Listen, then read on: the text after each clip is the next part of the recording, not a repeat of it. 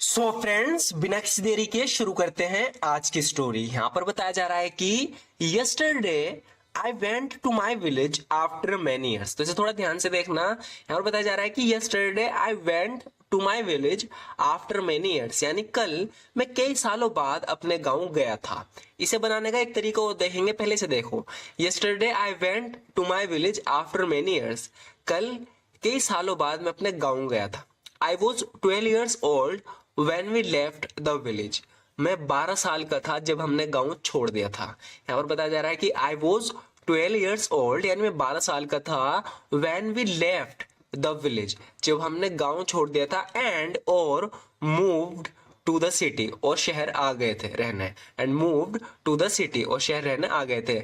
The main reason for living the village, बताया जा रहा है कि गांव छोड़ने का जो मेन कारण था, the main reason for living the village and moving to the city, गांव छोड़ने का जो मेन रीजन था और शहर में आने का जो मेन रीजन था वो था वॉज वर्क। यहाँ पर बताया जा रहा है कि the main reason for living the village and moving to the city was work, गांव छोड़ के शहर में आके रहने का जो मेन रीजन था वो था काम। अब ये तो हो गया इस बात को कहने का एक तरीका।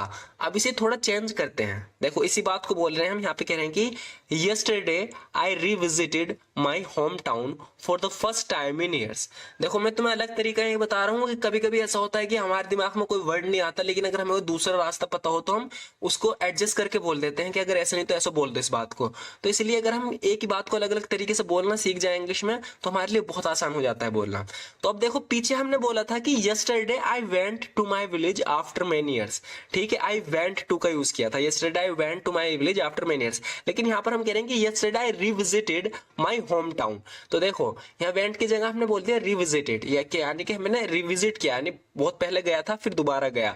Yesterday I revisited my home town. Home town का मतलब यह गांव से ही है। यहाँ पे हमने विलेज बोला, यहाँ पे home town. Yesterday I revisited my home town for the first time in years, इसका मतलब है कि कई साल, बहुत सालों में पहली बार। When I was just 12 years old, my family left the village and relocated to the city. अब देखो, यहाँ हमने कितना चेंज किया। पीछे अगर देखोगे तो पीछे बताया जा रहा है कि आई was 12 years old when we left the village and moved to the city। तो यहाँ पर moved to का यूज हुआ है। यहाँ पर हमने किया है when I was 12 years old my family left the village and relocated to the city। relocated यानी एक जगह को छोड़ के दूसरी जगह रिलोकेट करना। तो relocated the city, इसका मतलब ये है कि जब मैं 12 साल का था मेरे परिवार ने गाँव छोड़ दिया था और शहर में आके रहने लगे थे। My family and I moved from the village to the city in search of work. अब देखो, यहाँ हमने कितना चेंज किया। पीछे हम बता रहे हैं कि द मेन रीजन, यहाँ पे हम मेन रीजन लिख रहे हैं कि the main reason for living the village, गांव छोड़ने का जो मेन रीजन था, and moving to the city, और शहर में आने का वो था वॉज वर्क, काम।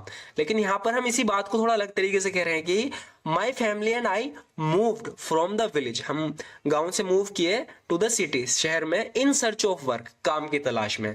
आइडिया वही है हमारा कहने का। हम बताना चाह रहे हैं कि हम काम की तलाश में गांव छोड़ के शहर आए हैं, लेकिन अलग अलग तरीके हैं। अब आगे देखते हैं। अब आगे अपनी स्टोरी को कंटिन्यू करते हैं। There were no jobs in the village, गांव में कोई जॉब नहीं थी, यानी कोई काम नहीं था। There were no jobs in the village, गांव में कोई नौकरियां नहीं थी। And there were no good schools, और ना ही अच्छे स्कूल थे। Where our parents could educate us, जहां पर हमारे माँ बाप हमें पढ़ा सकें। अब इसको हम बोलने का अलग तरीका भी देखेंगे, लेकिन पहले अच्छे से समझो, है ना। अगर एक भी आपके अच्छे समझ में आ गया तो आप उसका यूज कर सकते हो, इस तरह के सेंटेंस बना सकते हो। There were no jobs in the village, गाँव में कोई नौकरियां नहीं थी। And there were no good schools, और ना ही अच्छे स्कूल थे। वेयर, जहां पर our parents could educate us, हमारे माँ बाप हमें पढ़ा पाते। सीइंग दिस का मतलब है, यानी इसे देखकर, आवर पेरेंट्स, हमारे माँ बाप ने डिसाइडेड किया to move to the city, शहर में मूव करने का, नहीं शहर में आने का। तो अब इसको दूसरा तरीके से कैसे बोल सकते हैं? यहाँ हम इसे बिल्कुल अलग तरीके से बोलेंगे। Our parents relocated to the city due to the lack of job opportunities. अब यहाँ पर हम बता रहे हैं कि there were no jobs in the village and there were no good schools.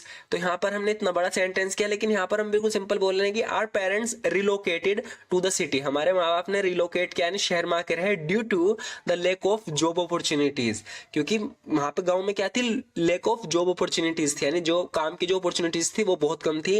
And school in the village, और school भी कम थे वहां पर, मतलब स्कूलों की भी कमी थी, अच्छे स्कूलों की, and lack of good schools in the village. अब आगे अपनी स्टोरी कंटिन्यू करते हैं। एट फर्स्ट यानी शुरुआत में, एट फर्स्ट शुरुआत में, living in the city was a bit difficult for us. शुरुआत में शहर में रहना हमारे लिए थोड़ा मुश्किल था। At first living in the city was a bit difficult for us. शुरुआत में शहर में रहना हमारे लिए थोड़ा डिफिकल्ट था, because life here was very different from the village, क्योंकि यहाँ की जिंदगी शहर से बहुत अलग थी। Because life here was very different from the village, but लेकिन स्लोली, धीरे धीरे, we started to get used to living here. Get used to के बाद जो भी वर्ब आएगी उसमें आईएनजी लगेगा, जैसे कि लिविंग, इसका मतलब होता है आदत होना।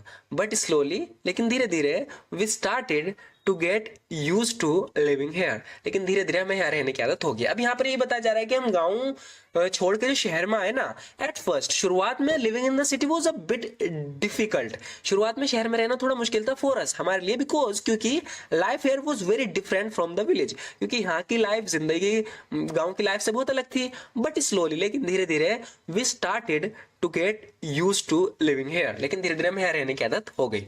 अब इसे थोड़ा बदलते हैं। एट फर्स्ट, यहाँ पे भी हमने एट फर्स्ट बोला, यहाँ पे भी हम एट फर्स्ट बोल रहे हैं शुरुआत में। अब हम चेंज करेंगे, living in the city was challenging for us. वहां पीछे हमने क्या बोला? पीछे हमने बोला at first living in the city was a bit difficult for us. Difficult को हमने किससे चेंज कर दिया? चैलेंजिंग से। मतलब वही है कि शुरुआत में रहना केड़ा था, मतलब चैलेंज का फेस करना पड़ रहा था, मुश्किलों का सामना करना पड़ रहा था। At first living in the city was challenging for us. शुरुआत में शहर में रहना हमारे लिए चैलेंजिंग था, मुश्किल था। Because it differed from village life, क्योंकि ये गांव की लाइफ से अलग थे। Because it differed from village life, but we gradually, लेकिन हम धीरे धीरे, बट वी ग्रेजुअली एडजस्टेड, हमने एडजस्ट करना सीख लिया, यानी बट वी ग्रेजुअली एडजस्टेड। पीछे हमने यूज किया था get used to living here का, यानी हमें धीरे धीरे यहाँ रहने की आदत हो गई थी, लेकिन यहाँ पर हम आदत को छोड़ के हम बोल रहे हैं बट वी ग्रेजुअली एडजस्टेड, हमने एडजस्ट कर लिया था, यानी हमें धीरे धीरे रहने की आदत हो गई थी। कहने का मतलब वही है। अब आगे देखते हैं। इन एडिशन, इन एडिशन का क्या मतलब है? देखो, जब भी हम कोई चीज बताने के बाद दूसरी बात बताते हैं, हम कहते हैं कि इसके अलावा, साथ ही साथ, तो इन सिचुएशन हम यूज कर सकते हैं इन एडिशन का, अपार्ट फ्रॉम दैट का, फर्दर मोर का, और भी काफी सारे वर्ड हैं। तो यहाँ पर बताया जा रहा है कि एन एडिशन यानी साथ ही साथ, our work also started going well here, हमारा काम यहाँ अच्छा चलने लगा शहर में आके। हम बता रहे हैं कि एन एडिशन और साथ ही साथ, our work also started going well here, हमारा काम यहाँ अच्छा चलने लगा। And there were also good schools, और अच्छे स्कूल भी थे, where we could get good education, जहां पर हमें अच्छी एजुकेशन प्राप्त कर सकते थे। अब इसी बात को थोड़ा छोटा करके अलग तरीके से बोलेंगे। इन एडिशन की जगह हम बोलेंगे फर्दर मोर। मैंने अभी बताया था अपार्ट फ्रॉम दैट का भी यूज कर सकते हो, फर्दर मोर। फर्दर मोर का मतलब वही साथ ही साथ, इसके अलावा। Further more our work was prospering, prospering मतलब बेहतर हो रहा था, अच्छे की तरफ चल रहा था।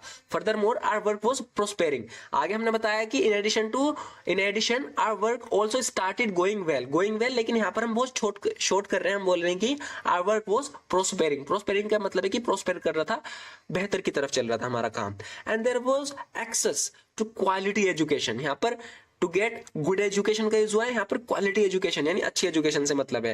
And there was access to quality education, और हमारा जो एक्सेस था अच्छी एजुकेशन, यानी शहर में रहकर हम अच्छी एजुकेशन भी प्राप्त कर सकते थे।